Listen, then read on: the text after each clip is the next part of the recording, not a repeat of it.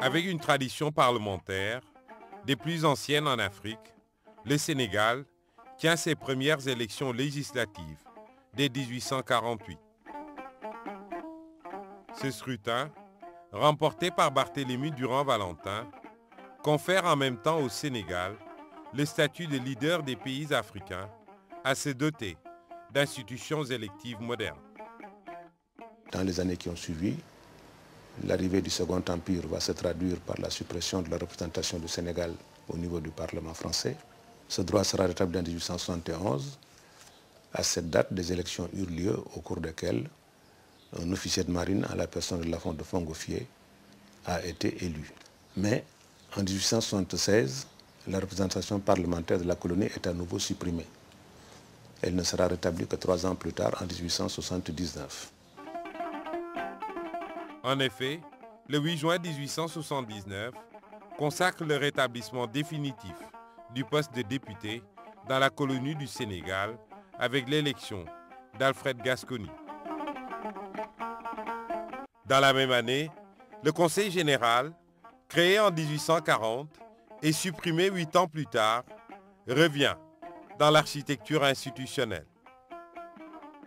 Il est rétabli parce que le Sénégal voulait connaître une évolution institutionnelle beaucoup plus accentuée que celle du passé. Et il était sur une instance d'avis dont la mission consistait à donner son opinion sur un certain nombre de questions, notamment l'assiette de l'impôt ou bien des mesures touchant l'organisation économique de la région. C'était également une instance de délibération sur les grandes questions intéressant la vie de la colonie à cette époque-là. Après Alfred Gascony, suivront Aristide Vallon, Jules Couchard, puis le comte Hector Dagou et enfin François Carpeaux de 1902 à 1914, avec qui prend fin le règne des métropolitains. Carpeaux sera défait par Blaise Diagne en 1914 grâce à la prise de conscience du corps électoral sénégalais et des indigènes. Il est le premier député noir à l'Assemblée nationale française. Lors de son premier mandat, Blaise Diagne fera voter 2 lois sur la citoyenneté qui renforcent la nationalité des originaires des 4 communes. Par ailleurs, il jouera un rôle de premier plan dans le recrutement des soldats appelés tirailleurs sénégalais pour l'effort de guerre en métropole. En 1919, Blaise Diagne est réélu. L'année suivante, le Conseil général est supprimé pour faire place au Conseil colonial.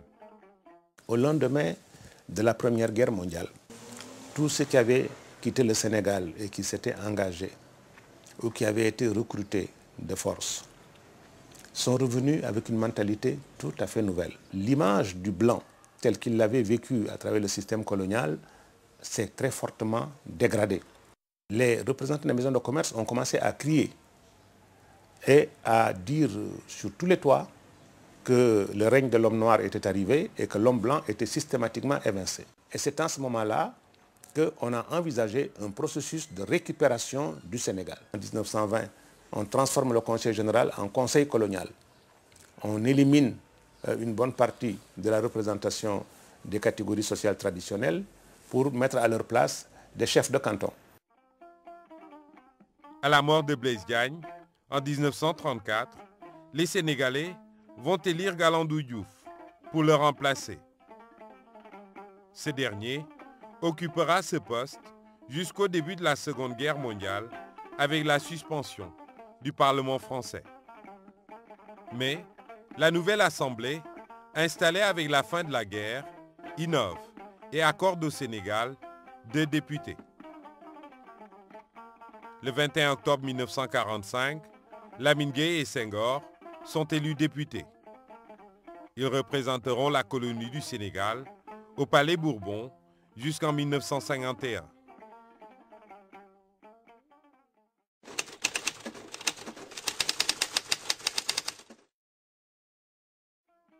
Pendant cette première législature, post-Deuxième Guerre mondiale, Lamine Gueye fera voter 2 lois.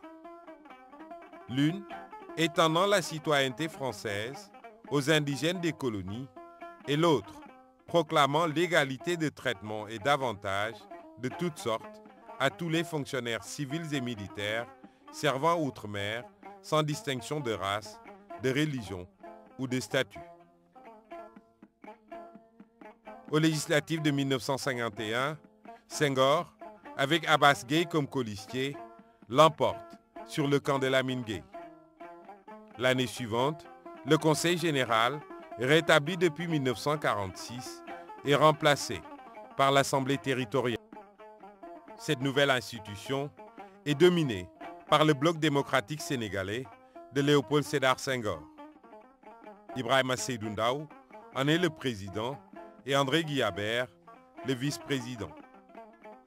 Après le renouvellement de cette assemblée, en mars 1957, Mamadou Dia, qui s'est allié à Senghor pour fonder le bloc progressiste sénégalais BPS, est désigné vice-président du Conseil du gouvernement.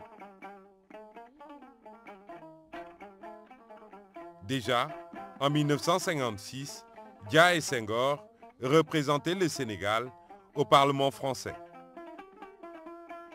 En septembre 1958, le Sénégal vote oui au référendum et l'Assemblée territoriale adopte la résolution qui fait de l'ancien territoire un État membre de la communauté franco-africaine.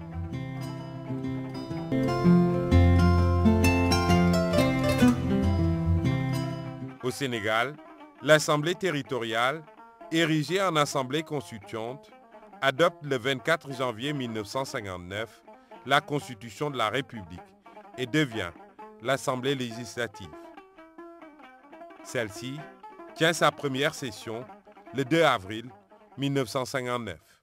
Lors de cette première réunion, il s'agit essentiellement d'installer les organismes de travail de l'Assemblée législative, en l'occurrence la nomination ou l'élection du président de l'Assemblée et des membres du bureau, ensuite l'installation des commissions de travail pour initier le travail législatif vraiment parlementaire. À cette occasion, le président Lamine Gueye a été élu. 2 jours plus tard, l'Assemblée fédérale du Mali tient elle aussi sa première session. Senghor est porté à la présidence et Modibo Keïta dirige le gouvernement fédéral avec Mamadou Dia comme vice-président de ce conseil de gouvernement. Et c'est devant cette Assemblée fédérale, réunie à Dakar, le 14 décembre 1959, que De Gaulle se prononce en faveur de l'évolution du Mali vers l'indépendance. L'Assemblée législative du Sénégal approuve l'accord du 10 juin 1960 et adopte un projet de loi portant transfert à la Fédération du Mali des compétences dévolues à la République du Sénégal. Malheureusement, ce rêve d'unification africaine sera éphémère.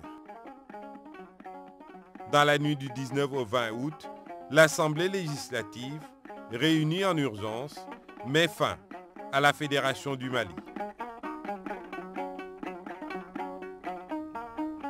Le 5 septembre 1960, l'Assemblée législative, devenue entre-temps l'Assemblée nationale, se réunit en collège élargi pour investir Léopold Sédar Senghor comme président de la République et Mamadou Dia comme président du Conseil du gouvernement. C'est le bicéphalisme au sommet de l'État. L'un des actes majeurs posés par la nouvelle Assemblée nationale sera l'adoption du premier plan quadriennal de développement. Il y a eu d'abord vraiment une approche extraordinaire parce qu'on a consulté d'abord la base, les paysans, les éleveurs, les personnes. Une large consultation de toute la base. Donc c'était axé surtout sur le développement rural et axé également sur l'éducation nationale. C'était les 2 piliers pour faire émerger le Sénégal plus facilement.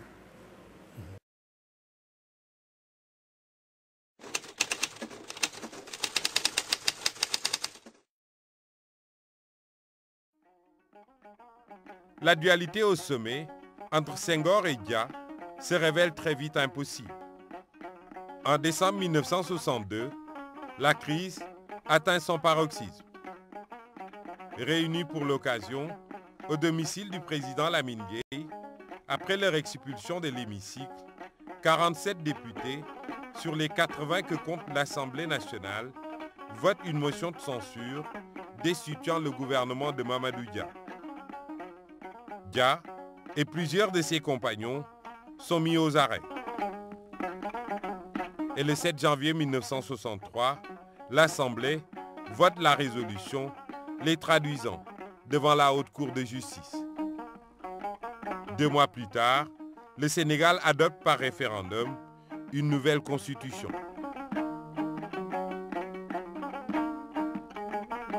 Les premières élections législatives et présidentielles au suffrage universel direct se déroulent le 1er décembre 1963. Senghor se présente seul et gagne la présidentielle. Aux législatives, son parti, l'UPS, l'Union progressiste sénégalaise, rafle la mise devant l'opposition réunie au sein d'une coalition dénommée Démocratie et Unité sénégalaise, DUS. Pour la première fois dans l'histoire politique du Sénégal, une femme entre à l'hémicycle. Son nom, Caroline Faye. C'est pendant cette deuxième législature que la loi sur le domaine national fut votée le 17 juin 1964. En 1966, la fusion Parti du Rassemblement africain, Union progressiste sénégalaise, inaugure l'époque du parti unique de fait. C'est ainsi qu'aux élections de février 1968, Senghor et son parti se retrouvent donc seuls face aux électeurs sénégalais. Cette troisième législature coïncide avec les événements dits de mai 1968. En effet, des troubles dans le monde de l'éducation vont amener le gouvernement à reconsidérer sa politique dans ce secteur.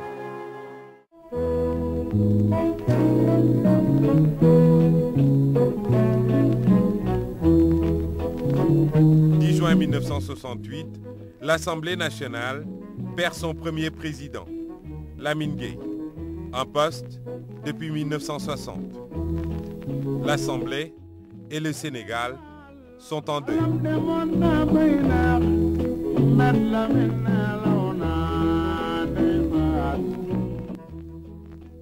2 semaines plus tard, Amadou Cissé Dia succédera à Lamine Gueye à la tête du Parlement. Le 28 janvier 1973, se déroulent les élections présidentielles et législatives. L'UPS et son candidat Senghor sont seuls en course. Pour cette 4e législature, le nombre de députés passe de 80 à 100. L'année suivante, le paysage politique s'enrichit avec la naissance du Parti démocratique sénégalais, PDS, de Maître Abdoulaye Wade. Cette législature est aussi marquée par le vote de plusieurs lois qui modifient sensiblement le champ sociopolitique. Il en est ainsi de la loi modifiant le Code du travail qui va permettre la création de nouvelles organisations syndicales dont les premières sont le SUDES, syndicat unique des enseignants du Sénégal, et l'UTLS, l'Union des travailleurs libres du Sénégal. Par ailleurs, plusieurs lois consacrant l'ouverture démocratique sont également votées. Le 26 février 1978 se tiennent les premières élections multipartites. L'UPS fait face au PDS et au PAI, Parti africain de l'indépendance, de Majmoud Diop. Le PDS fait une entrée remarquée à l'Assemblée nationale avec 17 députés.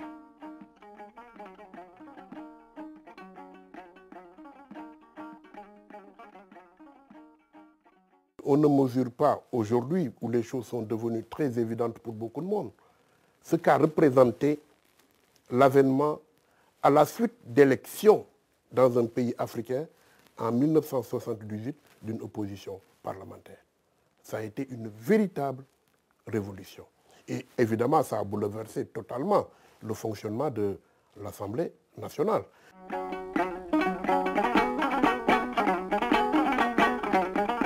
Depuis cette date, le Parlement ne sera plus jamais monocolore.